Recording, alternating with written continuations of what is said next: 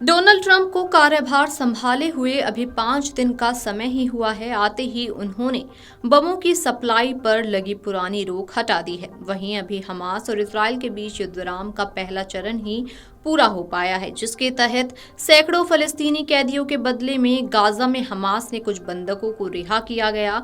अभी युद्ध विराम के दूसरे चरण से पहले बमों की भारी खेप भेजने से मिडिल ईस्ट फिर खतरे में पड़ सकता है। ट्रंप के इस फैसले ने लोगों की चिंता को बढ़ा दिया है। बता दें कि प्रधानमंत्री बेंजामिन नेतन्याहू की इजरायली सरकार ने धमकी भी दी है कि अगर शेष बंधकों को रिहा नहीं किया गया तो हमास के खिलाफ अपना युद्ध शुरू कर देंगे। तो वहीं जो बाइडेन ने बीते साल मई में इजराइल को बड़े बमों की डिलीवरी रोक दी थी ताकि इजराइल को दक्षिणी गाजा शहर राफा पर चौतरफा हमला करने से रोका जाए, क्योंकि इससे भारी मात्रा में लोगों की जान जा सकती थी। अब अमेरिकी राष्ट्रपति डोनाल्ड ट्रंप ने इजराइल को 2000 पाउंड के बम भेजने की मंजूरी दे दी है। इससे पहले पूर्व की बाइडेन सरकार ने इस पर रोक लगा दी थी। बाइडेन सरकार ने गाजा में आम नागरिकों को नुकसान से बचने के लिए शक्तिशाली बम इजराइल भेजने पर रोक लगा दी थी। फिलहाल गाजा में युद्ध विराम है। ट्रंप ने सोशल मीडिया पर साझा एक पोस्ट में लिखा कि इजराइल द्वारा ऑर्डर की गई बहुत सी चीजें जो बाइडेन द्वारा नहीं भेजी गई थीं, अब रास्ते में हैं और जाने के लिए तैयार हैं। ट्रंप प्रशासन के एक अधिकारी ने पुष्टि की कि वह भारी बमों की ही बात कर रहे थे। बता दें कि जो बाइडेन ने बीते साल मई में इजराइल को बड़े बमों की डिलीवरी रोक दी थी ताकि इजराइल को दक्षिणी गाजा शहर राफा पर चौतरफा हमला करने से रोका जाए, क्योंकि इससे भारी मात्रा में लोगों की जान जा सकती थी। हालांकि अमेरिका द्वारा भारी बम भेजे जाने से इनकार के बावजूद इजराइल ने 1 महीने बाद ही राफा पर कब्जा कर लिया था। ट्रंप द्वारा इजराइल को शक्तिशाली बम भेजने की मंजूरी ऐसे समय दी गई जब हमास और इजराइल के बीच युद्ध विराम चल रहा है।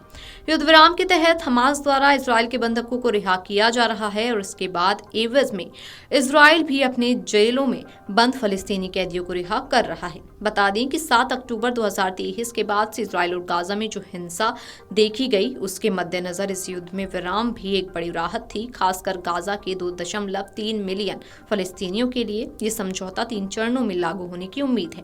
पहले चरण में हमास 33 बंधकों को रिहा करेगा, जबकि इजराइल करीब 1000 फलस्तीनी सुरक्षा कैदियों को रिहा करेगा।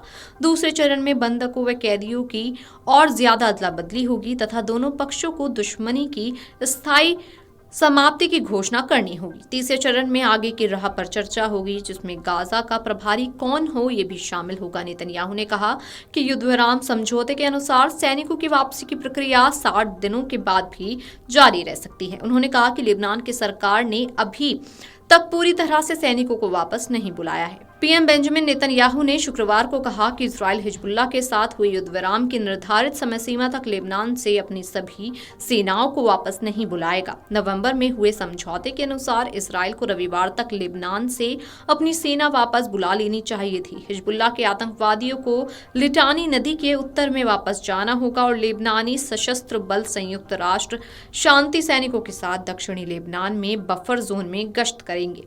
नेतन्याहू ने कहा कि युद्ध विराम समझौते के अनुसार सैनिकों की वापसी की प्रक्रिया 60 दिनों के बाद भी जारी रह सकती है। उन्होंने कहा कि लेबनान की सरकार ने भी अभी तक पूरी तरह से सैनिकों को वापस नहीं बुलाया है। इस मुद्दे पर इजरायली अधिकारी अमेरिकी अधिकारियों के साथ बातचीत कर रहे हैं। इजराइल और लेबनान के बीच हुए युद्ध विराम समझौते की मध्यस्थता अमेरिका ने ही की थी। अब अमेरिका युद्ध विराम समझौते में विस्तार की वकालत कर रहा है। Video desk अमरउजाला.com।